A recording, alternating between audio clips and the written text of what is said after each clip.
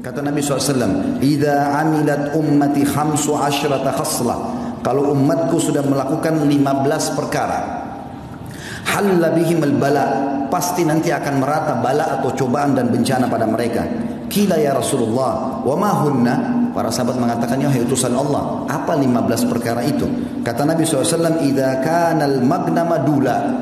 Kasus pertama itu adalah kalau pendapatan negara sudah disalahgunakan. Yang kedua, wal amanatu magnama, dan kalau amanah sudah dijadikan sebagai sumber pendapatan, sudah hilang di benak seorang muslim bagaimana dia bersifat sosial, bagaimana dia membantu saudaranya muslim dengan mengejar pahala, tapi semuanya harus ada pendapatan. Tidak ada namanya membantu dengan cara sosial. Amanah sudah dijadikan sebagai pendapatan. Selanjutnya waz zakatu magrama, zakat dijadikan sebagai sumber hutang. Jadi akhirnya zakat yang dia diberikan kepada orang-orang tertentu malah dijadikan utang oleh orang-orang kaya.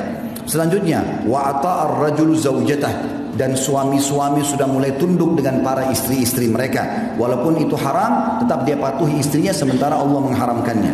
Wa aqqa ummah, sampai pada tingkat dia durhaka dengan ibunya. Wa barra sadiqahu, dan juga pada saat itu terjadilah orang-orang sangat setia dengan teman-temannya atau sahabatnya. Wa jafa abah, dan dia cuekin ayahnya. Wartafa'atil aswat fil masajid, mulailah masjid digunakan untuk mengangkat suara-suara selain ibadah kepada Allah. Wa kana zaimul qaum ardzaluhum, juga masuk dalamnya adalah kalau satu kaum sudah dipimpin oleh orang yang terbodoh di antara mereka. Wa akramur rajuli makhafata syarrah, dan muncullah orang-orang yang dihormati justru karena ketakutan saja, bukan karena kualitasnya. Jadi secara kualitas sudah hilang, ini hanya karena ketakutan masyarakat, maka terjadilah kepatuhan. Wa syuribatil khamr, dan diminumlah khamr. Wa lubisatil harir, digunakanlah sutra-sutra. Wa tukhidatil qiyan, dan para penyanyi menjadi idola dan rujukan. Wa la'ana akhir hadil umma awwalaha, lalu umat ini yang di akhir zaman sibuk melaknat dan menyala-nyalakan umat-umat yang pertama, maksudnya para sahabat Nabi.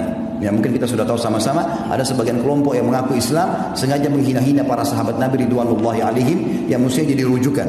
Maka kata Nabi SAW, fayartaqibu inda dzalik, maka pada saat itu mereka akan ditimpa rihan hamra, akan datang pada mereka badai yang membawa kemerahan. Sebagian ulama mengatakan badai pasirnya merah, atau mungkin badai yang mendatangkan kebakaran. Wa khasfan, dan mereka dikutuk. Wa khasfan, itu ditenggelamkan di bumi. Wa maskhan, diubah atau dikutuk. Saudaraku seiman, Allah Subhanahu wa taala mendatangkan peringatan termasuk guntur, petir, apa saja ya yang sering mungkin kita lihat fenomena alam yang manusia tidak bisa melarangnya atau menjangkaunya, gitu kan. Itu semua sebagai peringatan. Ini ayat Al-Quran. Saya dari tadi sebutkan qala Allah, qala Rasul. Allah beriman, Rasulullah bersabda. Perhatikan, ini kekal ditilawahkan hari kiamat. Bisa buka surah Isra, surah nomor 17 ayat 59. Allah mengatakan, a'udzubillahi minasyaitonir rajim. Wa ma nursil bil ayati illa takhwifa. Kami tidak pernah datangkan tanda-tanda dari kami kecuali untuk menakut-nakuti supaya mereka takut.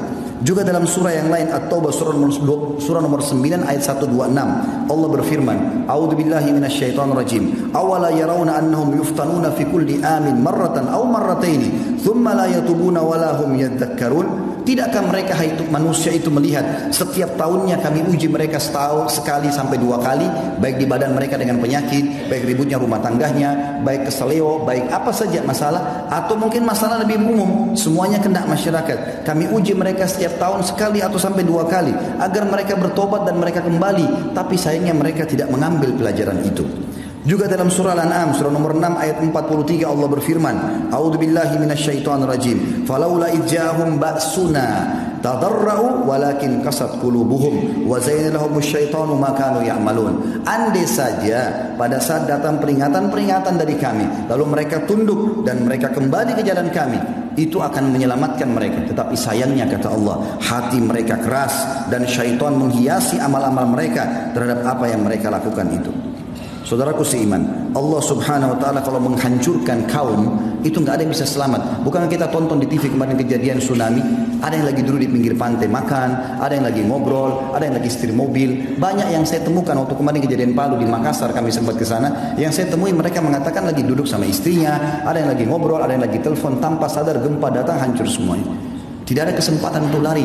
Jangan kita menganggap bahwasanya kita bisa melarikan diri, teman-teman sekalian. Kalau hukuman Allah sudah datang berbahaya. Apalagi kalau anda dasarnya tahu hukum dan anda tidak ingatkan orang lain. Renungi hadis Bukhari. Nabi SAW mengatakan, pernah satu kali Allah utus Jibril untuk menghancurkan satu negeri. Lalu Jibril berkata, ya Allah, sesungguhnya di negeri itu ada hambamu fulan, ada orang soleh di situ. Lalu Allah SWT mengatakan kepada Jibril, mulai siksaan dari dia, karena dia tidak pernah menyuruh kepada kebaikan, tidak pernah melarang dari kemungkaran. Kita faham, berhentikan orang, teman-teman sekalian. Dan ada juga hadis Bukhari, kata Nabi SAW, perumpamaan kalian dengan orang yang berbuat kesalahan ini. Mimbar-mimbar ini berfungsi, teman-teman, untuk menasihatin umat. Maafkan kalau saya harus membahasakan ini. Dan juga teman-teman dai-dai yang lain, para ulama yang lain, para kiai yang harus bisa menyampaikan kepada umat. Karena kalau tidak amar ma'ruf nahi munkar akan merata semuanya. Kata Nabi SAW, perumpamaan kalian dengan orang-orang yang berbuat munkar seperti orang yang di atas satu bahtera. Kalian ada di atas, mereka ada di bawah. Setiap kali mereka mau ambil air, mereka harus naik ke atas. Kalau di kantor, di instansi, di sebuah rumah, di komplek perumahan, di sebuah negara, ada orang-orang yang taat kepada Allah, selalu ingatkan, ini gak boleh loh, haram, ini harus dikerjakan loh. Maka ini mengganggu orang-orang yang berbuat kemaksiatan. Perumpamannya, orang soleh ada di atas kapal, orang yang fasik ada di bawah. Mereka setiap mau ambil air, mau aktivitas, mereka harus naik ke atas. Maka mereka ambil inisiatif. Mereka bilang, daripada setiap kali kita mau ambil air naik ke atas, lewatin orang-orang soleh itu, kita jebolin aja kapal dari bawah, buat lubang, maka akan masuk air. Kata Nabi SAW, kalau kalian biarkan mereka menjebol itu, maka kalian akan tenggelam semuanya. Teman-teman, kalau azabnya Allah datang, semuanya kena. Maka jangan tunggu itu terjadi, saudaraku seiman.